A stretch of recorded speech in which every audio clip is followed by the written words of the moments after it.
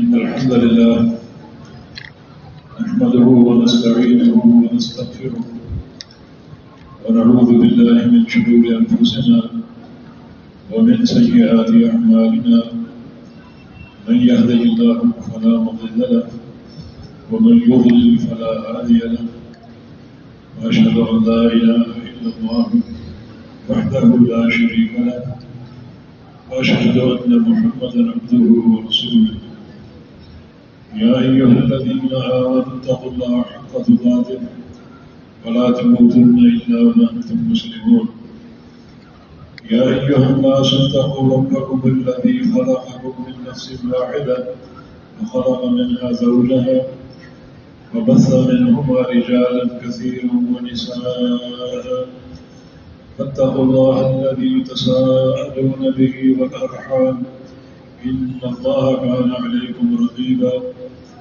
يا أيها الذين آمنوا اتقوا الله وقولوا قولا سديدا يصلح لكم أعمالكم ويغفر لكم ذنوبكم ومن يطع الله ورسوله فقد فاز فوزا عظيما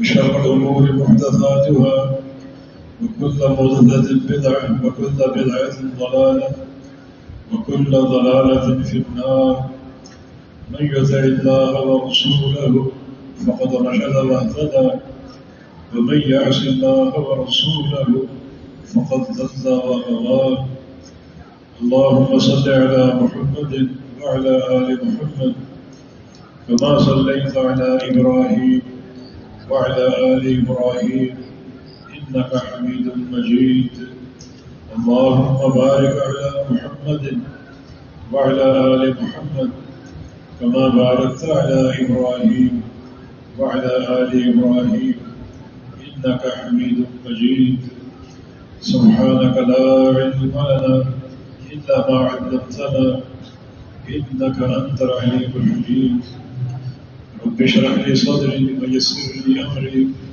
واحلل عقدة من لساني يفقهوا قولي أعوذ بالله من الشيطان الرجيم من همزه ونفخه ونفثه بسم الله الرحمن الرحيم لقد أنزلنا إليكم كتابا فيه ذكركم أفلا تعقلون قرآن حکیم اللہ رب العزت کا کلام ہے اور اس کی طرف سے نازل کردہ ایک مقدس کتاب ہے جس کو حبل اللہ بھی کہا گیا ہے وَاعْتَصِمُوا بِحَبْلِ اللَّهِ جَمِيعًا اللہ کی رسی وقول عبداللہ بن مسعود رضی اللہ عنہ کے طرفه بید اللہ وطرفه بأیدیکم یہ ایک ایسی رسی ہے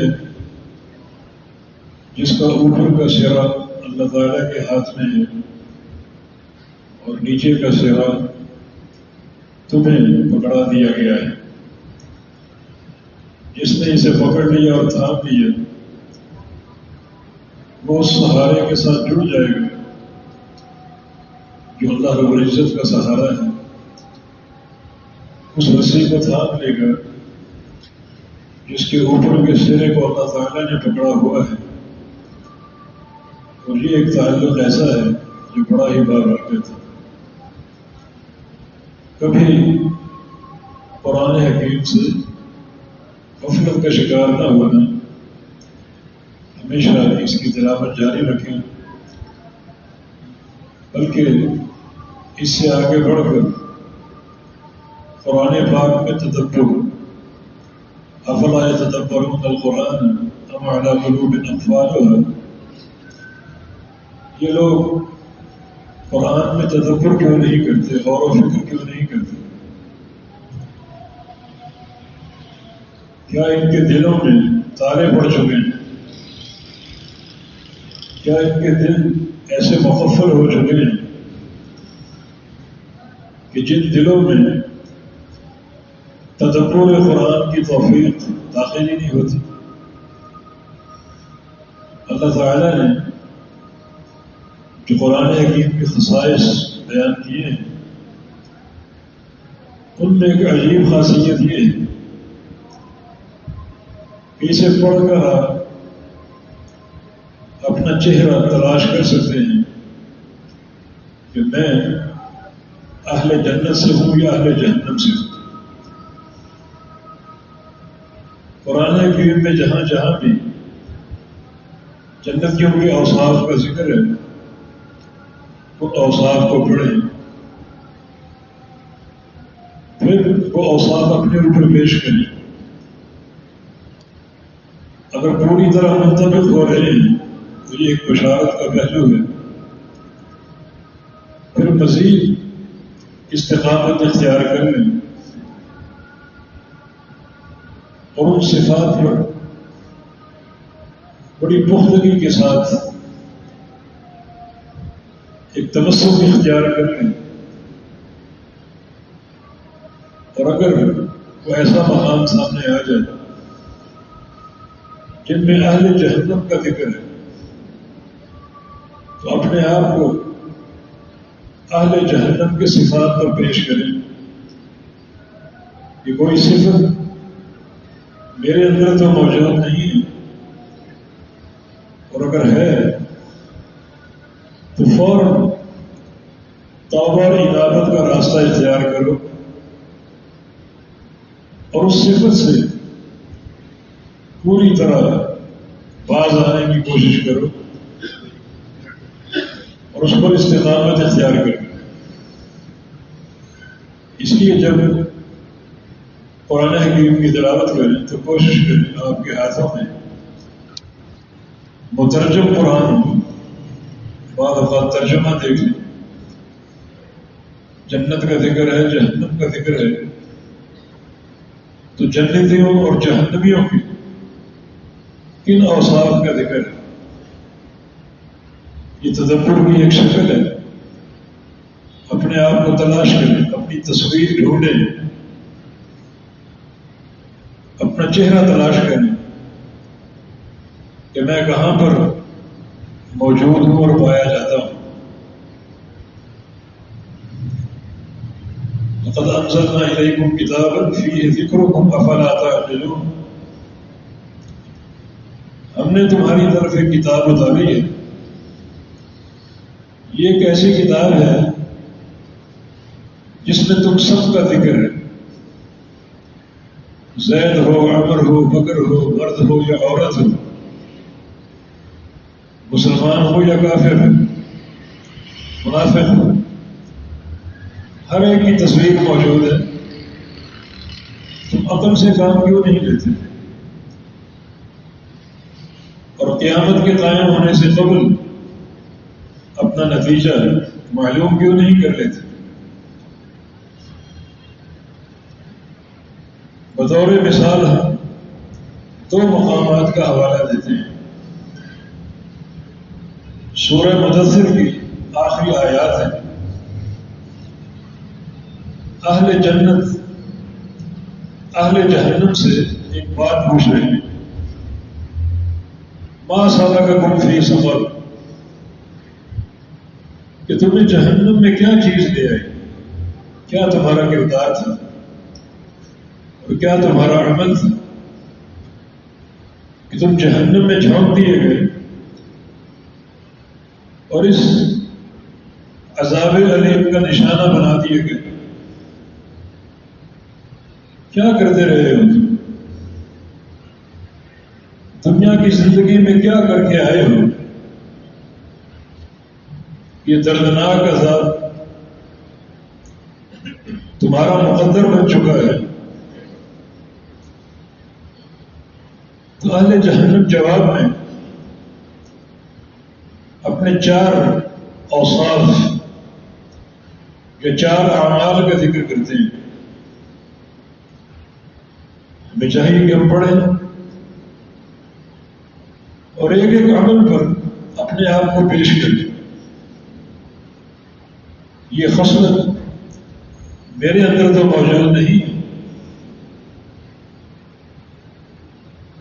اس دردناک مقام پر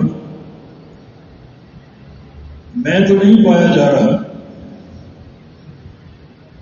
میری تصویر تو دکھائی نہیں دے رہی، میرا چہرہ تو نظر نہیں آ رہا۔ خوب غور و فکر کر، یہ تدبر قرآن کے فوائد میں سے ایک فائدہ ہے۔ وہ 4 اعمال کیا ہیں؟ وہ 4 حرکتیں جو انہیں جہنم میں لے گئی۔ قالوا لم نکن من المصلین، ہم نمازیوں میں سے نہیں تھے، نماز نہیں پڑھتے تھے۔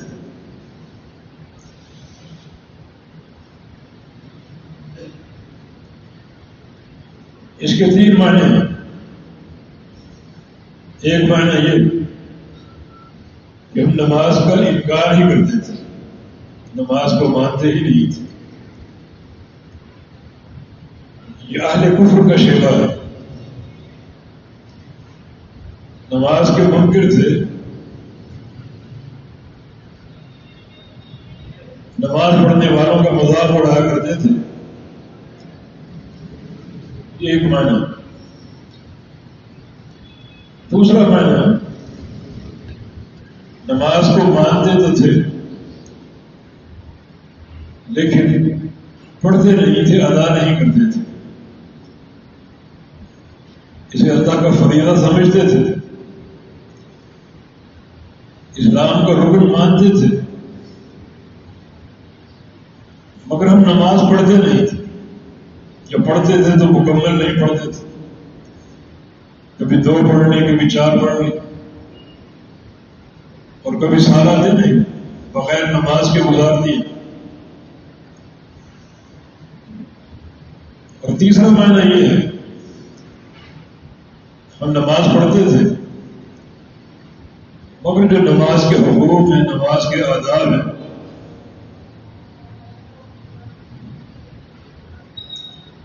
ان سے غافل تھے۔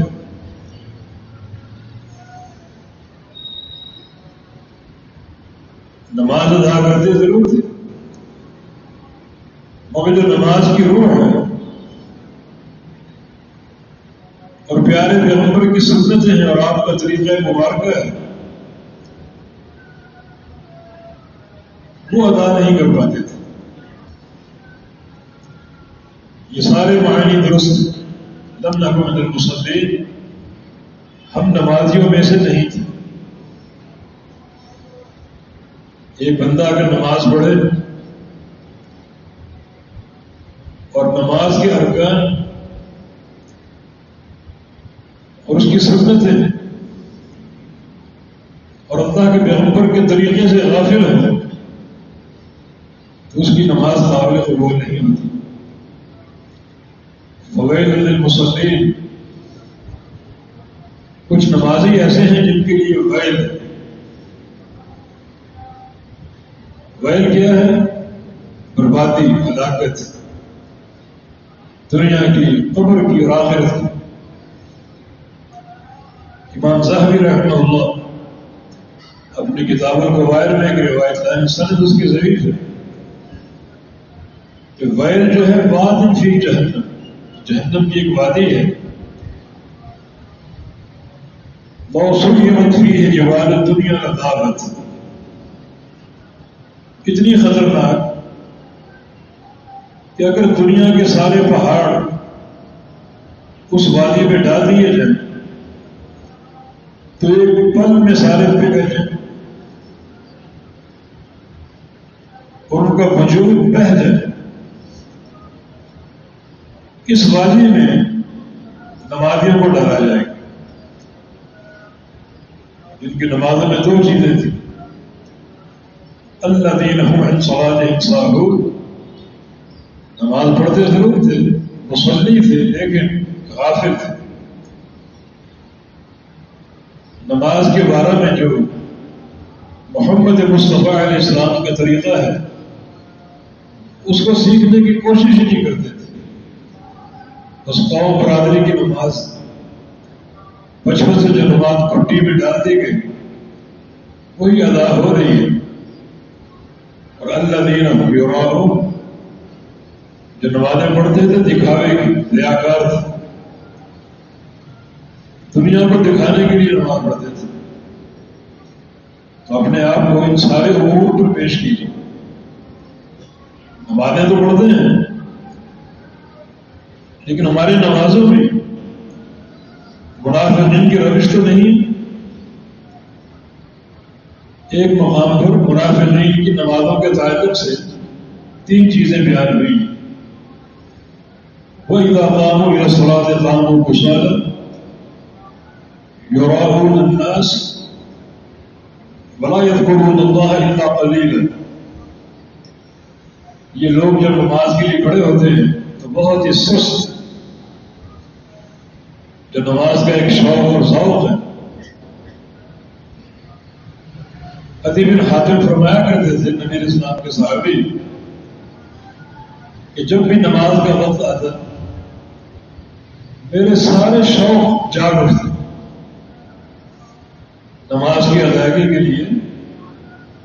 میری خوشی کی انتہا نہ رہتی.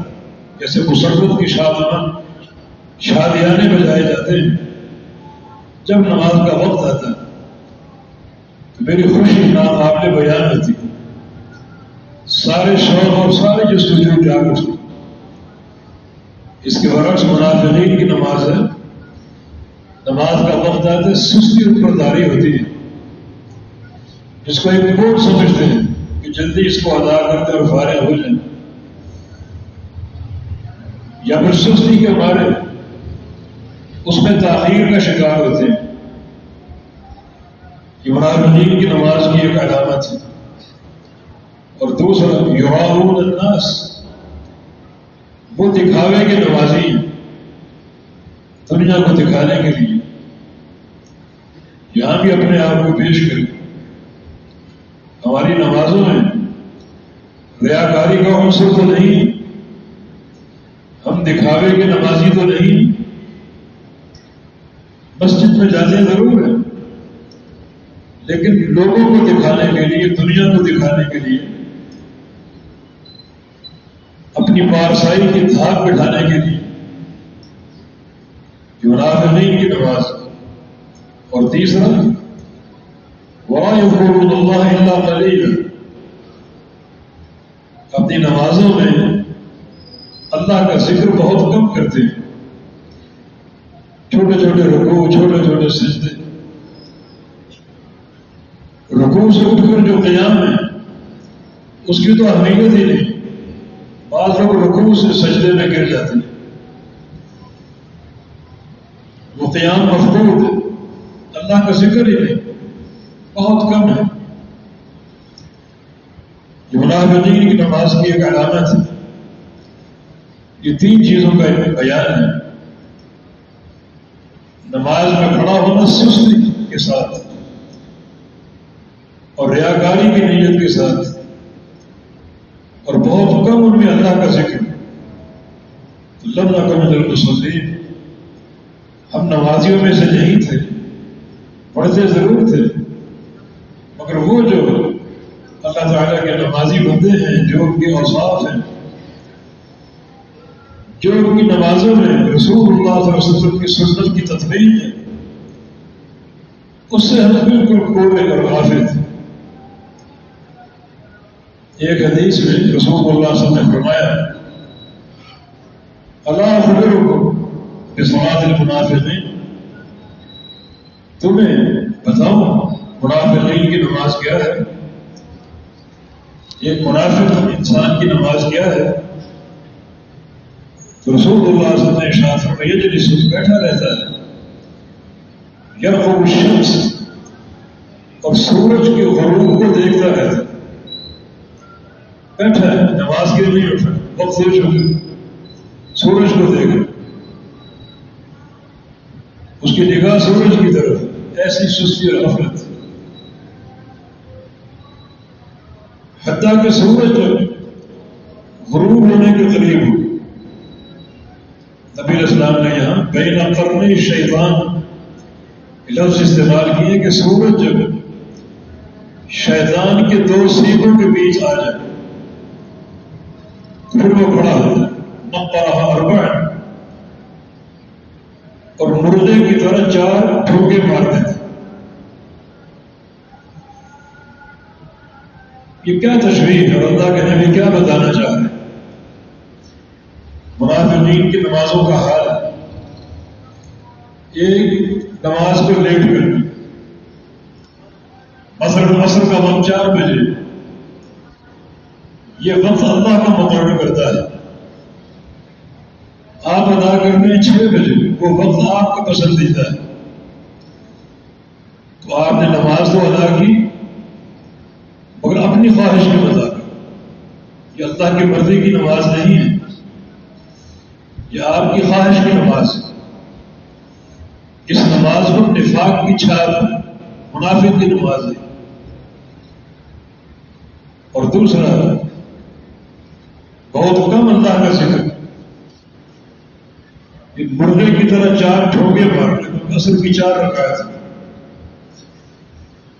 بہت کم اللہ کا ذکر ہوتا ہے، جلدی جلدی رکوع اور سجود.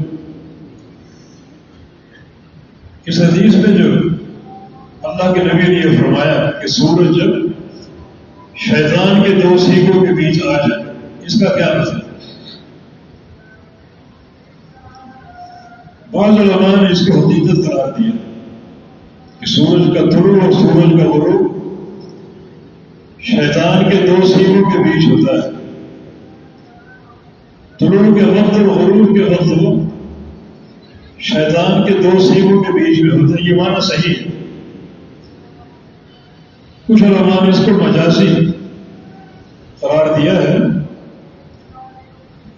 اشارہ طلوع اور غروب کی طرف ہے، یعنی طلوع اور غروب کا قریب ہو جانا. اصل معاملہ یہ ہے، جیسا کہ ایک حدیث میں رسول اللہ علیہ وسلم نے طلوع اور غروب کے وقت نماز کو حرام قرار دیا، ناجائز قرار دیا.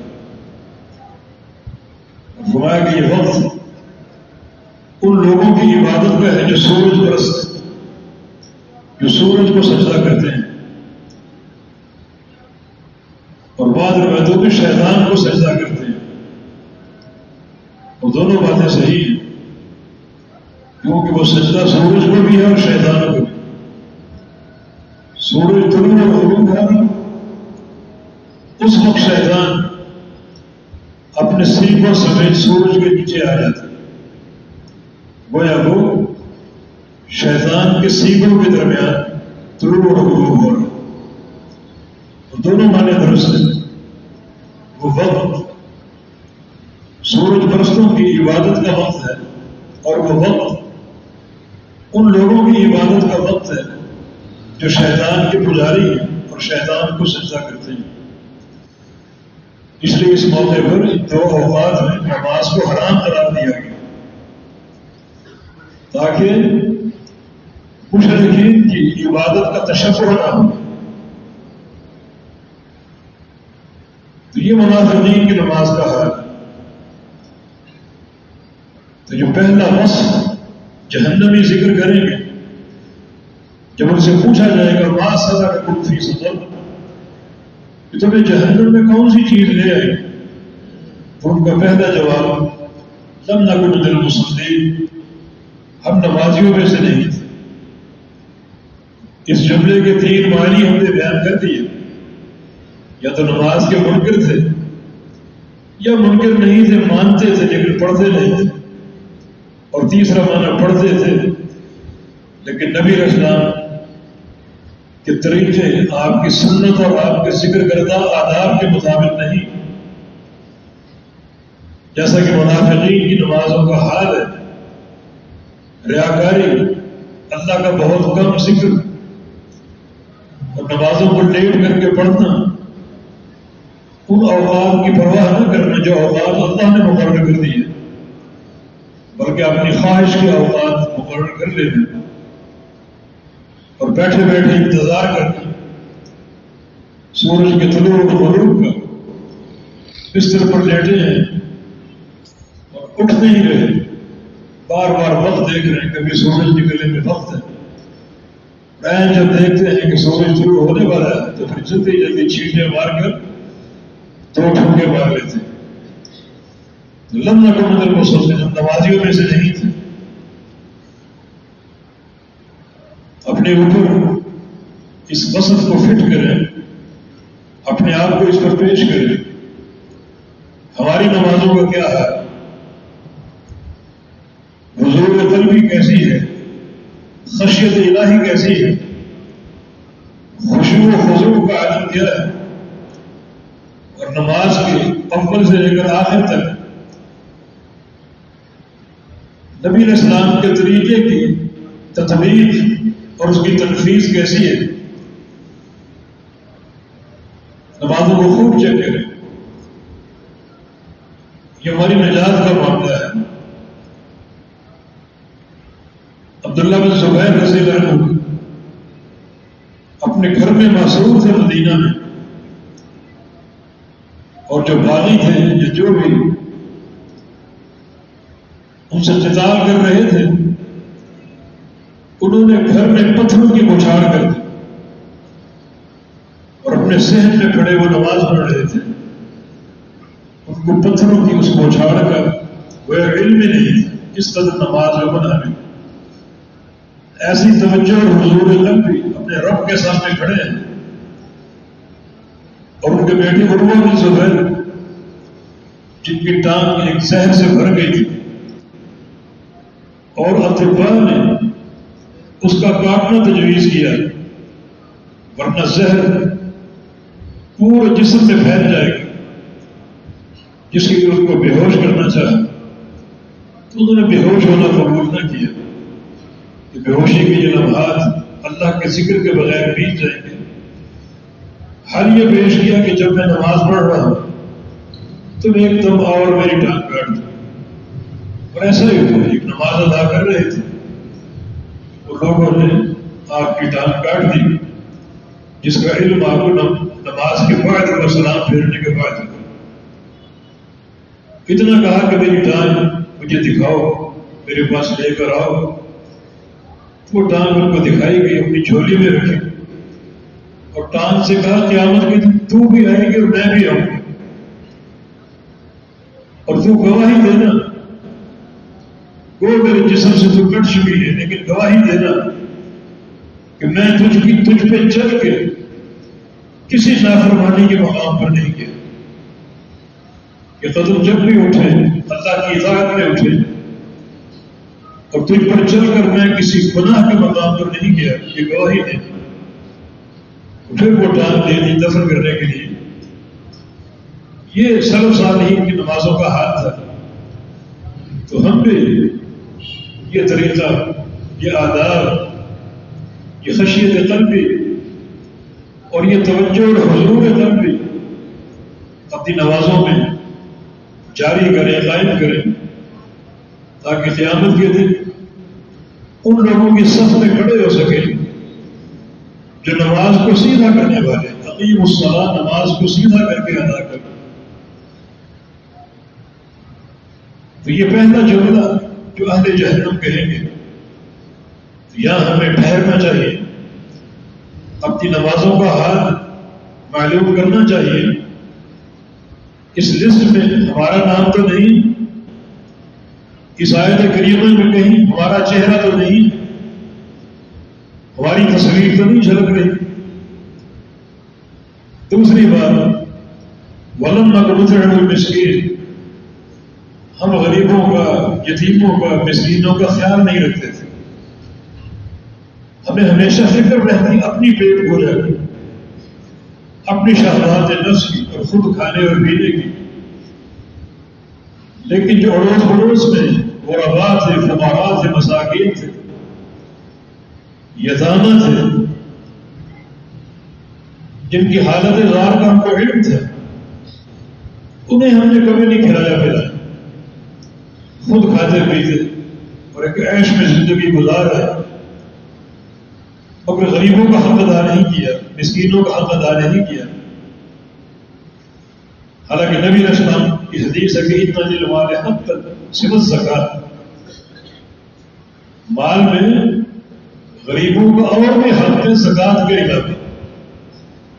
خالی زکوٰۃ دے کر اپنے آپ کو فارغ نہ سمجھو، بلکہ معاشرے میں جو غریب اور مسکین ہیں، بھوکے ہیں، ننگے ہیں، انہیں پہنانا اور کھلانا یہ بھی آپ کے مالوں میں غریبوں کا حق ہے. اس کو ادا کرو.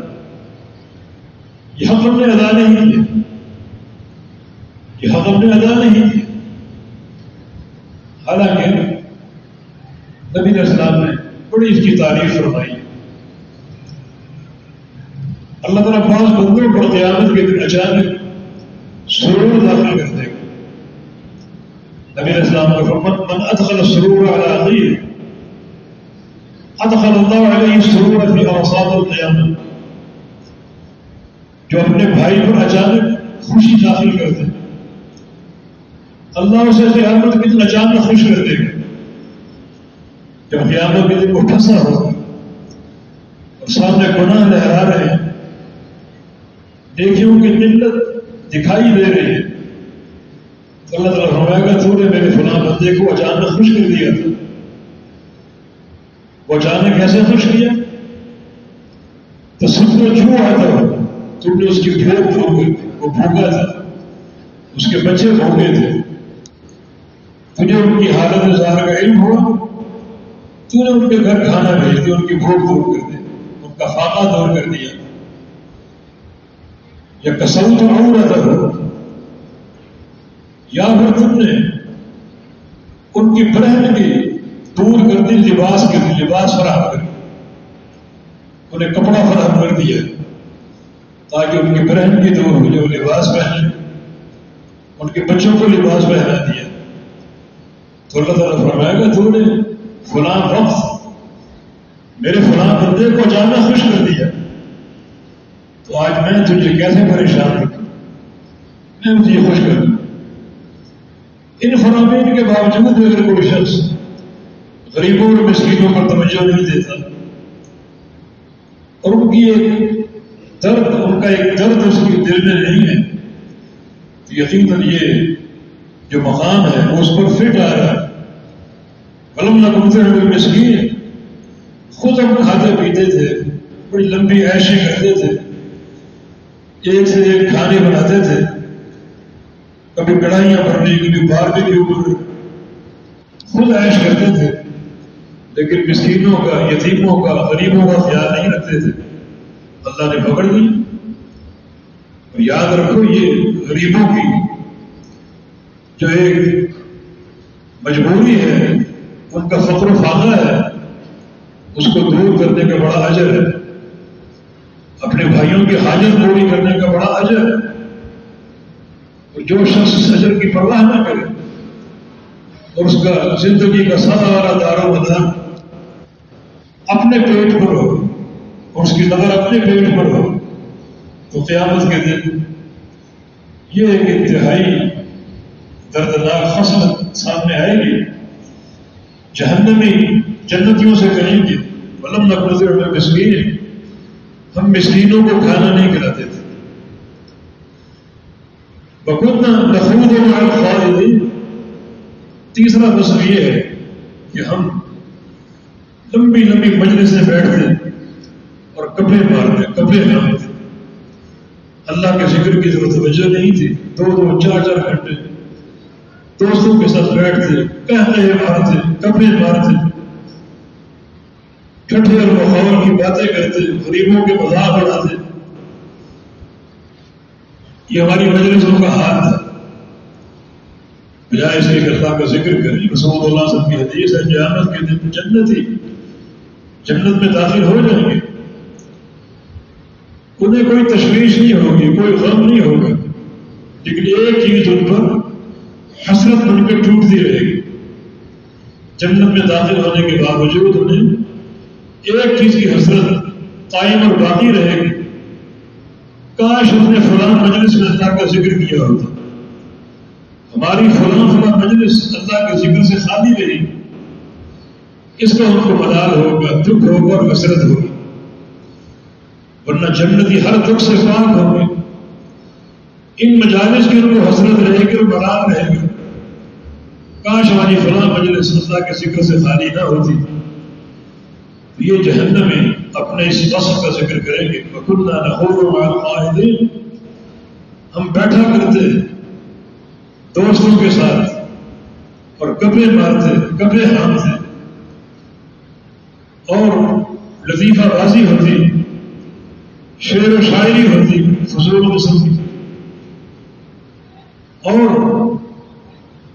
ہنسی مذاق ہوتا، کہنے ہوتے، اللہ کے ذکر پر توجہ نہ ہوتی، بلکہ یہ مجلسیں رات گئے تک جاری رہتی. اس وقت بھی جاری رہتی جب اللہ تعالیٰ آسمان دنیا پر نزول فرما دیتا تھا اور پکارتا تھا حل من مستغفر فاغفر له وهل من صائم فأعطيه وهل من مستشفى فأشفيه. کوئی ہے مجھ سے گناہ بخشوانے والا، میں اس کے گناہ بخش دوں، کوئی سائل میں اس کو عطا کر دوں، کوئی شفا کا طالب میں اس کو شفا دے دوں. اللہ تعالیٰ آسمان دنیا پر آ چکا اور یہ پکار رہا ہے. ہم نیچے کبے ہانک رہے تھے، کبے ہانکتے ہوتے. کتنا بڑا جرم ہے یہ چیز ہمیں جہنم میں لے آئی. بجائے اس کے لیے مجالس اللہ کے ذکر سے بھرپور ہوتی، خیر خواہی کی باتیں ہوتی، دعائیں ہوتی، احادیث کا مذاکرہ ہوتا. ہم ان تمام چیزوں سے قطع نظر کپڑے ہانکتے اور فضول گوئی کرتے ہیں، اور یہ آج ہمارے معاشرے کا سبب ہے. اور چوتھی چیز جو ہے وَكُنَّا نُكَذِّبُ بِيَوْمِ الدِّينِ، ہم آخرت کو جھٹلایا کرتے تھے، آخرت کو جھٹلایا کرتے تھے، تکذیب کرتے تھے. آخرت تکذیب کی دو قسمیں ہیں، ایک ہے تکذیب نظری اور دوسری قسم تکذیب عملی. تکذیب نظری یہ ہے کہ نظریاتی طور پر آخرت کے منکر تھے، جیسے کفار قریش وہ قیامت کے وقوع پر ایمان نہیں رکھتے تھے، جھٹلاتے تھے. وہ کہتے ہیں جب مر جائیں گے تو قبر میں ہڈیاں کل سڑ جائیں گی تو دوبارہ اٹھنا کیسے ممکن ہے. عقیدہ آخرت کو اپنی عقل پر پرکھتے ہوئے پیش کرتے تھے اور قیامت کے وقوع کے منکر تھے.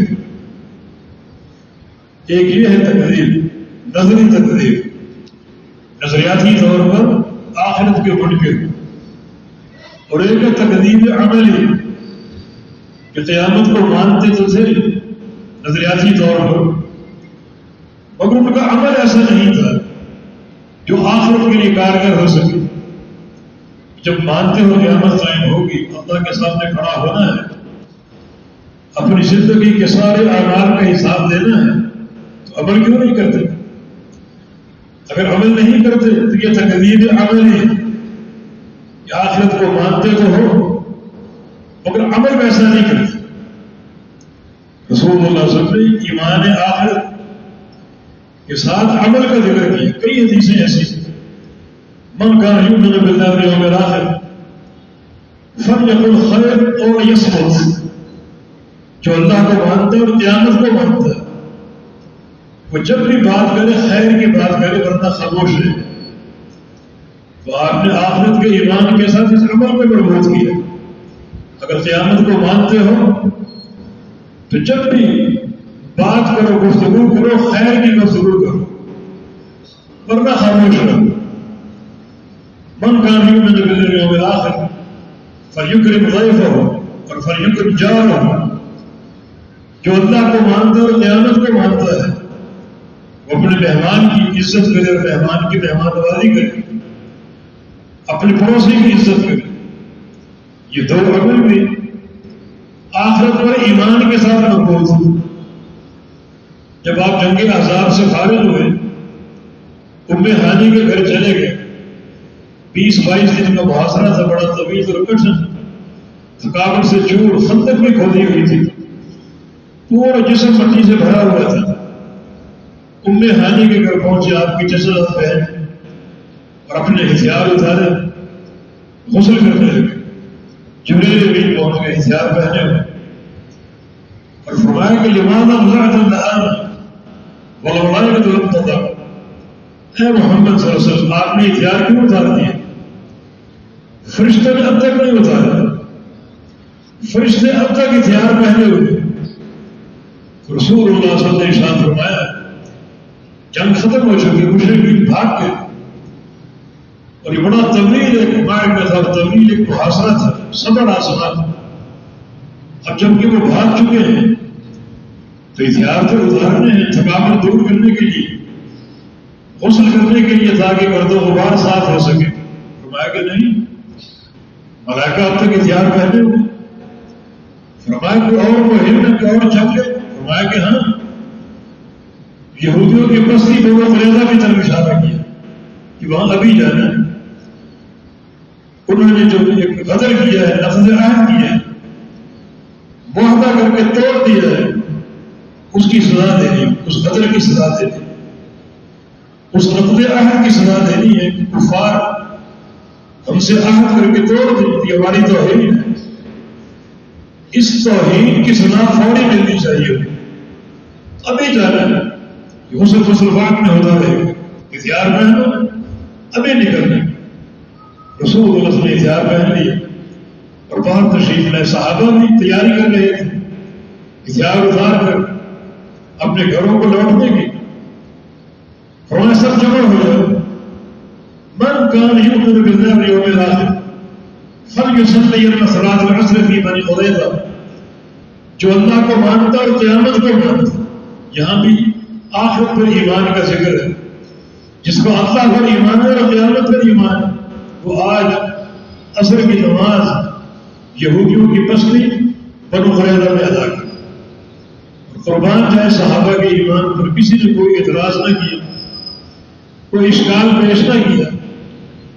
ایک مہینے ختم ہوئی، دوسری شروع کر دی گئی، ہمیں کچھ کھلاؤ پلاؤ تو سے کچھ جسم میں طاقت ہے، کوئی انرجی بنے۔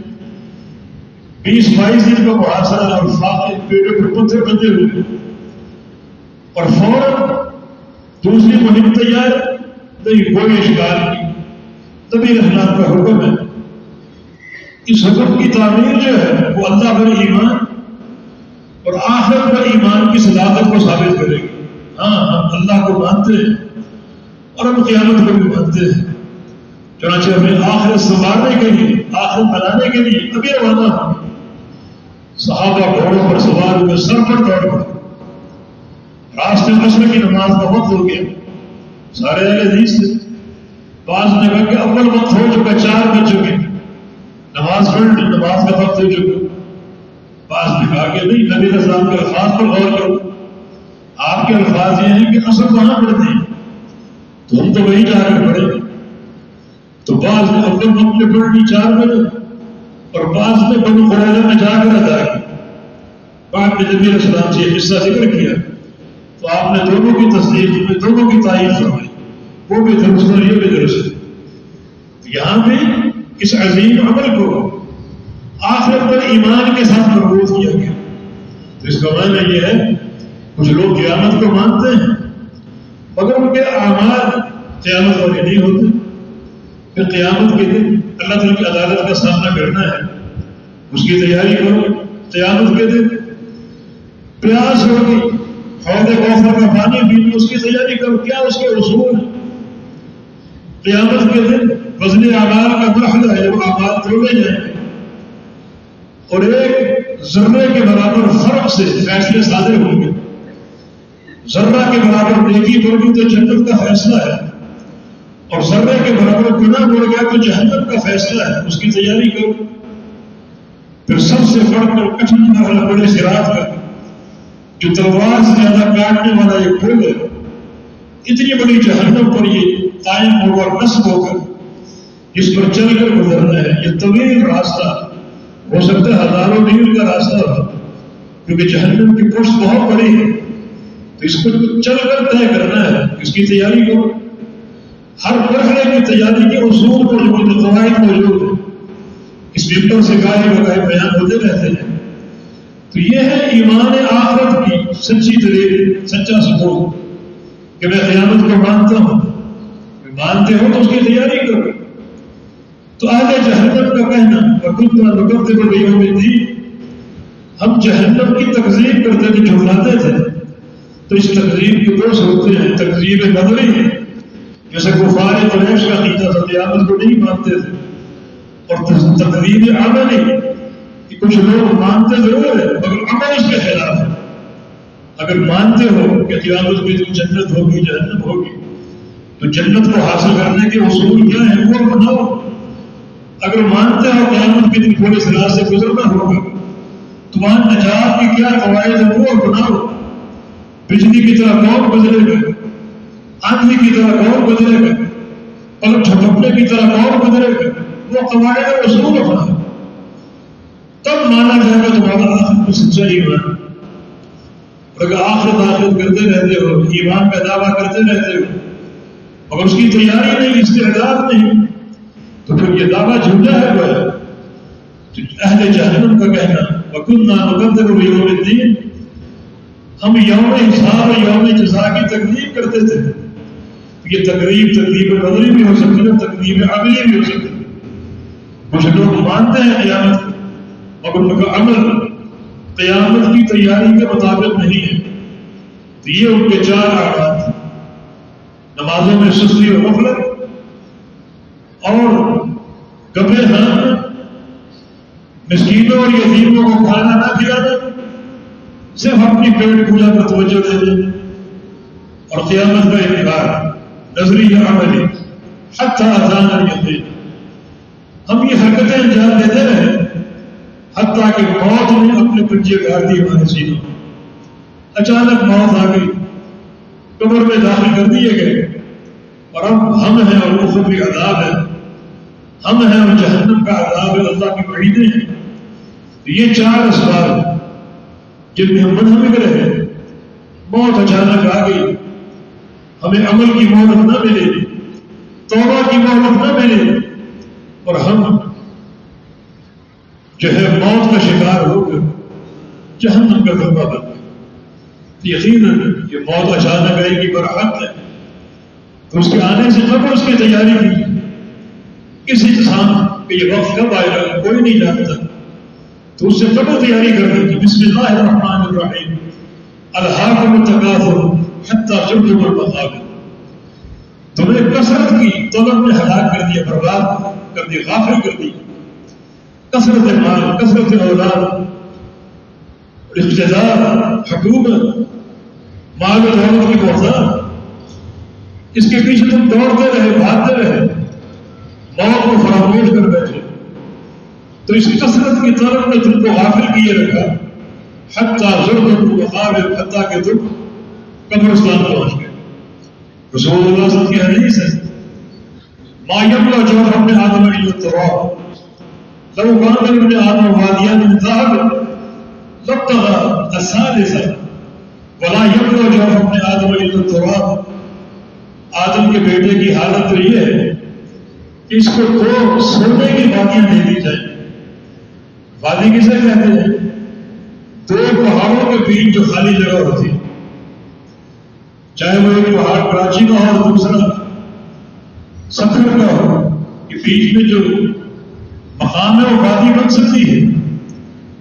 دو وادیاں سونے کی بھر کے دے دی جائیں تو تیسری وادی کی تو وہ دو کرے گا. شکر و شکر ادا نہیں کرے گا، قناعت نہیں کرے گا. میرے پاس بے تحاشا مال ہے اور دولت ہے، اس کا حق ادا کروں.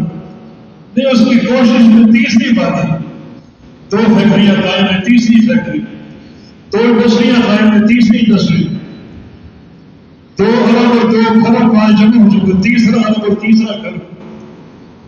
فرمایا کہ ابن آدم کا پیٹ تو قبر کی مٹی بھرے گی، اچانک موت اپنے بچے سینے میں کاٹ دے گی اور یہ بندہ موت کا شکار ہو جائے گا اور قبر میں کاٹ دیا جائے گا، دفن کر دیا جائے گا. یہ جہنمی کہیں گے حتی اتانا الیقین، حتیٰ کہ موت آ گئی. ہم غافل نہیں رہے اور موت آ گئی اچانک، اور ہمیں کوئی قوت نہ ملی، ڈھیل نہ ملی عمل کرنے کی، توبہ کرنے کی، اور قبر میں پہنچا دیے گئے. یہ ایک مقام ہے. اگر اس کا ترجمہ معلوم ہو تو اپنے گھر کی چار دیواری میں بیٹھے. یہ سورہ مدثر کی آخری آیتیں یہ ایک آیت کو اپنے کردار کو پڑھ کے اپنے آپ کو پیش کرے کہ یہاں میری تصویر تو نہیں ہے، میرا چہرہ تو موجود نہیں ہے، پرکھنے کی ضرورت ہے، چیک کرنے کی ضرورت ہے۔ اسی طرح بہت سے مقامات اہل جنت کے اوصاف کا ذکر اگلے جمعے سورہ انفال کی ابتدائی آیت ہے، جن میں ان لوگوں کا ذکر ہے جو جنتی ہیں، جن کے لیے آخر کے درجات علیٰ ہیں، رزق کریم ہے اور گناہوں کی بخشش ہے۔ ان کے کیا اوصاف ہیں؟ وہاں اپنے آپ کو تلاش کریں گے، اپنے آپ کو ڈھونڈیں گے۔ اللہ تعالیٰ ہمیں تدبر قرآن کی توفیق دے، اللہ تعالیٰ ہمیں اس تدبر کے نتیجے میں اپنی اصلاح کرنے کی توفیق دے۔ اگر ہمارے اندر اہل جہنم کے اوصاف ہیں تو یا اللہ ہمیں توبہ النصوح کی توفیق دے اور توبہ قبول کر دے، یا اللہ ہم سے راضی ہو جائے، ہمارے گناہوں کو معاف فرما دے۔ اور اگر اہل جنت کے اوصاف ہیں تو یا اللہ ان اوصاف پر استقامت عطا فرما دے۔